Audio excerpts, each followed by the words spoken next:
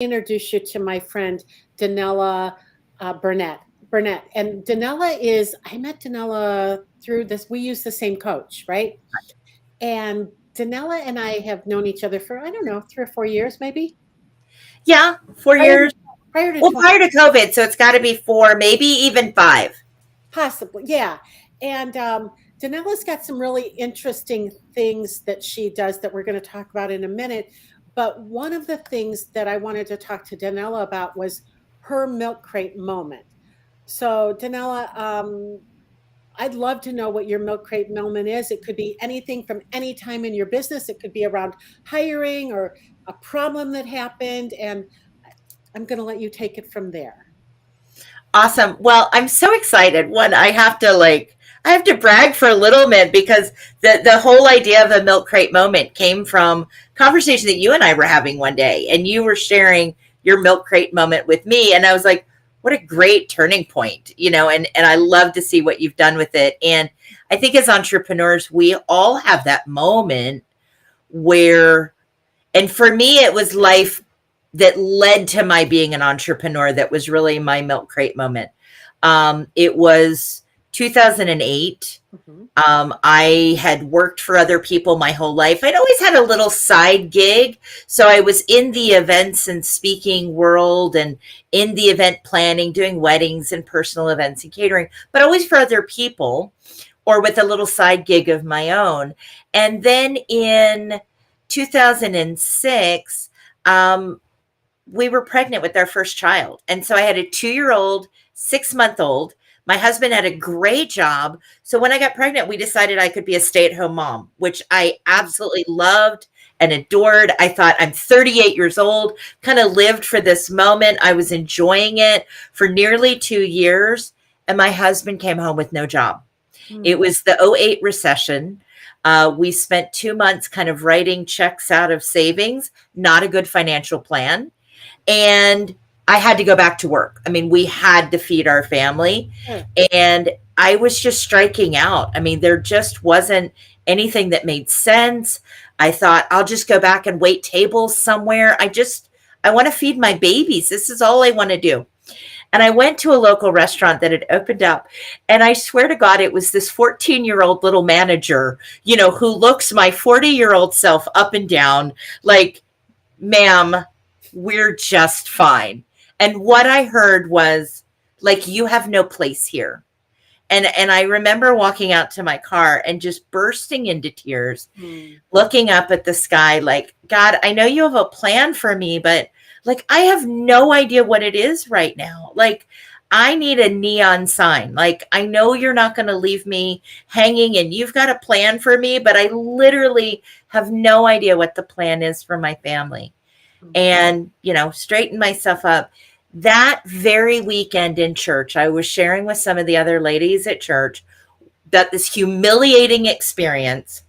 One of the ladies said, why don't you start your catering and event planning company from the kitchen of the church here? Oh, wow. And I didn't think that was possible, but I reached out to the health department. I had them come do a site inspection. I reached out to the trustees of my church, and I literally started my catering and event planning business with no business, no capital, no anything but the kitchen of my church that I was able to have licensed as a catering commissary for about $250. And I started going to networking events and I started serving other people. And I've since grown that business to the business you know it to be today.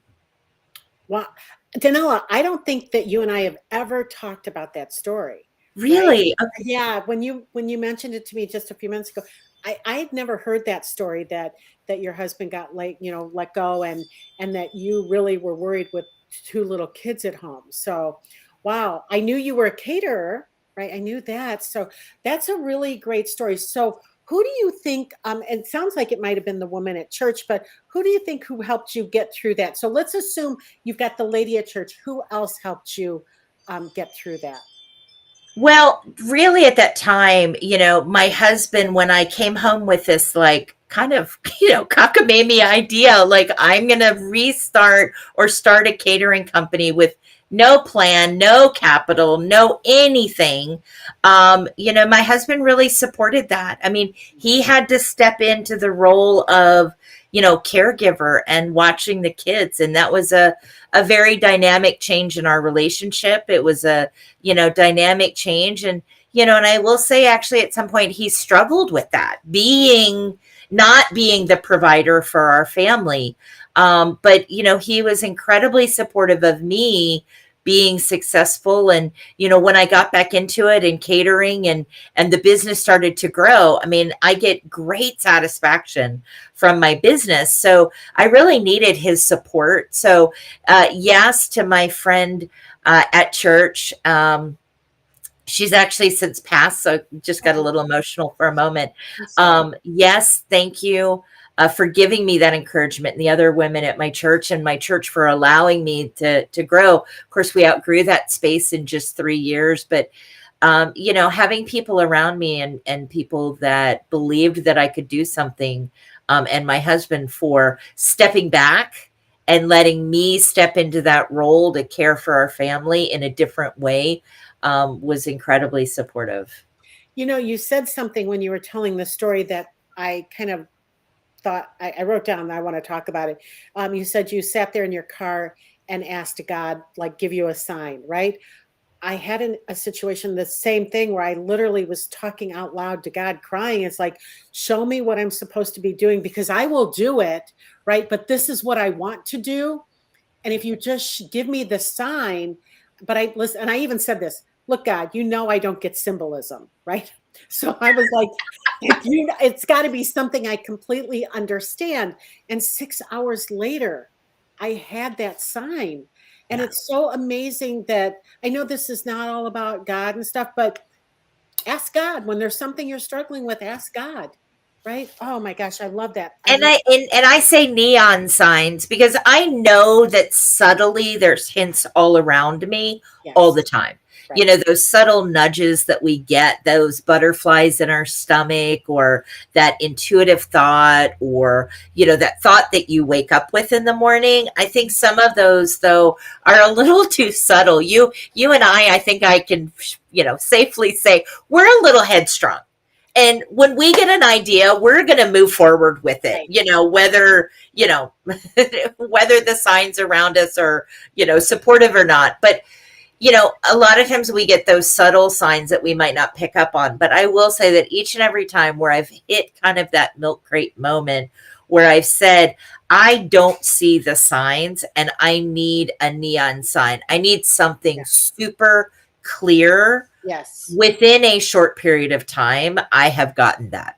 Absolutely. I always ask within the next 24 hours, right? I need a sign within 24 hours. But as you were telling the story about the 14-year-old manager, I literally could see him looking you up and down and go, nope, I'm not hiring another mom, right?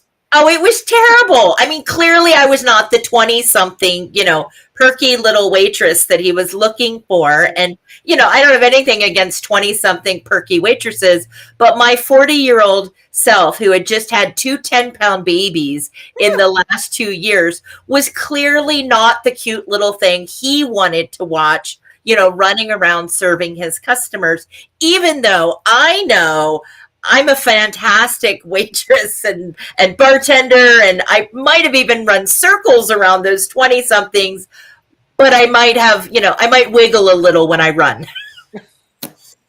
I love that. The last question I have for you is, what advice would you like to give the audience to help them if they come up with a milk crate moment like that? Well, I think one of the things, and, as an entrepreneur, sometimes we isolate ourselves and we're kind of in a bubble. In that moment, I wasn't yet an entrepreneur, but I've had dozens of moments like that in my entrepreneurial journey since 2008. Moments where we took a risk and the reward wasn't coming when you thought that it would. Ebbs and flows in the business when you're in the middle of the ebb and you believe or you think the flow is coming, but it's not there yet. Moments where we've lost money, we've we've not gotten contracts or clients that we thought we were going to. So there's been many moments since then where I've been sitting on a milk crate, just in tears, wondering if I was making the right decisions or wondering what the next step was. And I think sometimes as entrepreneurs, when we're in that moment, if we've isolated, if we're in a bubble, we can feel like it's just soul crushing and like it's never going to get better. Right. And so I think one of the things to do is before you hit those moments, make sure that you have a support system around you. I would not do my business without a coach. It was a coach that I reached out to in 2020 when the world shifted and I had another huge milk crate moment. You know, my business, live events and live speaking, all of a sudden, I mean, you and I had an event planned for you that we had to postpone. We were planning to do a live event in Chicago and, you know, we hadn't yet made the decision, were we going virtual or not? We postponed it within a day or two of the lockdown in 2020. Our local tent and event business that my husband and I own, we had $121,000 in cancellations over 3 days. It was a second huge milk crate moment. And I reached out to my coach, and I can't, you know, this is a family show, I assume. I can't say some of the words that I put into that text. I had people to reach out to, though. I had my coach that we share to reach out to help me put the situation in perspective. You know, I have peers such as yourself and other incredible entrepreneurs that I can reach out to. So don't go it alone. You know, the old saying, it's better to have a support system and not need it than to need one and not have one. Like, as an entrepreneur, you have to have a coach, a mastermind, peers that you connect with, so that when you're in those moments and you just don't see the next step, you have people that you can reach out to. And that saved my bacon many times. You know, and I think the mistake that so many people make is the first people they want to go to is their family and friends who are not entrepreneurs, who don't know about marketing, who don't know about sales, who don't know about business. And they're asking those people to support them. And they don't have a clue on how to support them because the person who would support them would be their boss, maybe, or Right. it might be their family and friends are not, listen, they're not your clients usually even, right? Right. And a lot of times family and friends see you as the person you were. Yes. They see you as, you know, the awkward teenager. They see you as a person who maybe struggled in school. They see you maybe as an entrepreneur who didn't succeed your first go round. And you really need to have people around you who have a bigger vision for you, who can be a little bit more, you know, broader perspective, who can maybe see what's possible for you rather than what might be tethering you to the past. I could not agree more with that because and they're trying to protect you too, right? They try to protect you from yourself, and because that makes them feel better. It makes them feel more secure, right? I'm just going to say that, right? I've never found that my family or my friends were my support system in business. Definitely outside of business, but not in business. Although, and I'm like you, my husband is my biggest supporter, right? And I have he has said yes to a lot of stupid things, right? And I finally said, look, sometimes it's okay to say no, or at least say, let's have a discussion about this. I'm with you on that one. Right. But thank God he is my biggest supporter because it's allowed me to take risks that I would not have taken if I weren't so afraid of disappointing him. Right. Without a doubt. And I know you're like this too. You will work harder because you do not want your husband to not be your biggest supporter. True that. 100%. Yeah. All right. Let's talk about what you're doing now. So I'm still events and speaking. Now we've moved away from personal events and catering. In fact, I sold that catering division in 2018.